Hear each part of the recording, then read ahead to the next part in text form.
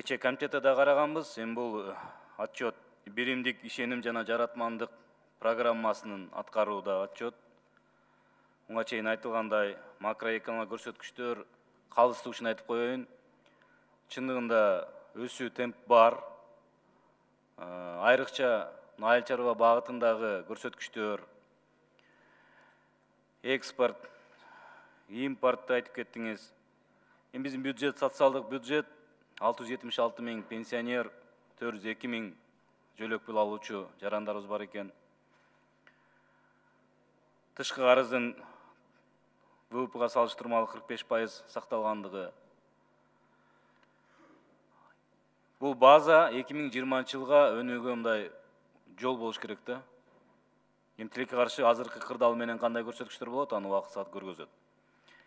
Мен кече суроо бердим эле, мына туризм боюнча министр бул жерде отурат. Ушу ишенесизби өзүңүз? 8,5 миллион почти турист келгендигине Кыргызстанга. Кандай методика менен эсептедиңиздер мунучу? Урматтуу Элнай Сакбекович, бул баягы чек-араны басып өткөн чет элдик жарандардын саны. Анын бир 30-40% туристтик багытта максатта келип атат. Калганы эми ар кандай ишкердик менен келгендер, соода сатыкка келгендер жана башкалар. Эми ошону өзүбүздү өзү алдабай бир методиканы иштеп чыгыш керек да. Турист потенциалы башка. Кетмен чапканы келген наемный работник ал башка. Насыбевич, азыр жанагы электрондук система кирип атат, СВМ. Быйыл экинчи этабы толук кандуу түрдө киргизилет. Ошодон кийин бир күндө канча келип атат, мындай цифралык электрондук түрдө алууга мүмкүнчүлүгүбүз болот да. Ошодон кийин так аныктап бере баштайбыз. Кийинки айыл чарба министри кече айтып кеттиңиз, инвентаризация бүткөн депчи. Канча миң гектар жер кошумча кирди? Кайсыл токтом менен бекилди? Ошол азыр инвентаризация менен мамлекеттик агентство бар, жер агентство, ошол өздөрү.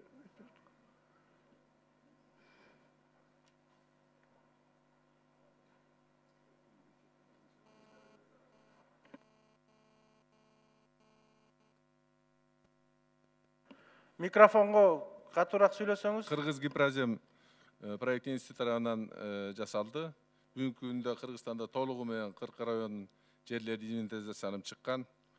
Азыркы күндө 16 райондун материалдары өкмөткө тапшырылган, тиешелүү чечим кабыл алыш үчүн. Ал эми калган 20 району даярдалып, азыр министрликтер менен макулдашууда турат.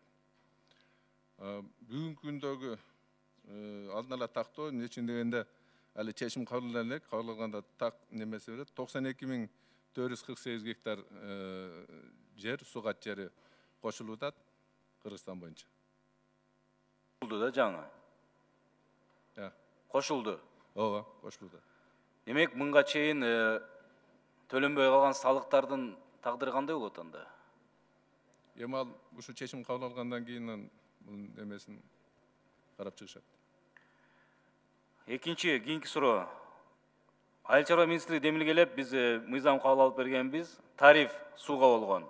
Суу товар катары пайдаланалы деп. Кум төр жана башка өндүрүш кандай болуп атат бүгүн? Иштеп атабы, эмне болуп атат?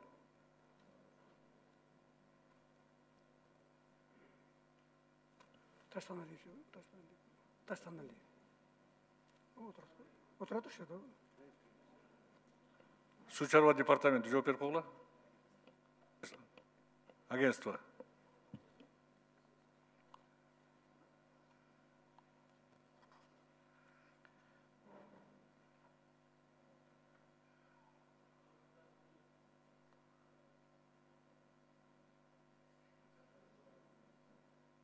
Кайталап. Бизге эмес жок ал, аны природный ресурс аркылуу аракет кылбаса. Элнай Сакбекович, мен жооп берип коеюн, укпай калды окшойт жакшы немеси. Негизи муну сиз менен мурунку комитетте да бир талкуулабадык беле карап. Тапшырма бар андай, анын үстүнөн иштеп атабыз, иштейбиз. Азыр могул иштердик ичине жайына койгондон кийин ушул маселеге кайрылабыз. Жана сууну тарифтин негизинде пайдаланып аткандарга төлөмдөр төлөтүү боюнча. Кум төрдүн фонунда сиз айтып бергенсиз, баягы расчетторду. Ошонун негизинде иштейбиз. Рахмат. Өкмөт АРВга өзү жазган. Монча каражат түшөт депчи. Кийинки суроо ошол эле трансграничный суулар, мисалы Кировка, Аспара сыяктуу. 10 секунд. Ошолор менен дагы караш керек да. Аянт көбөйүп атат. Ирригацияны айтып кеттиңиздер. 1000 гектар кошумча суга жерлер деп. Акыркы маселе Тышкы иштер министрлиги иштеп жатат мигранттар боюнча. Ошол 10 секунд. жарандык авиация, Тышкы иштер министрлиги, элчилик аракет жакшы болуп атат. Ушул жумушту да аягына чыгарсаңыздар деген сунушту айтып кетем. Рахмат.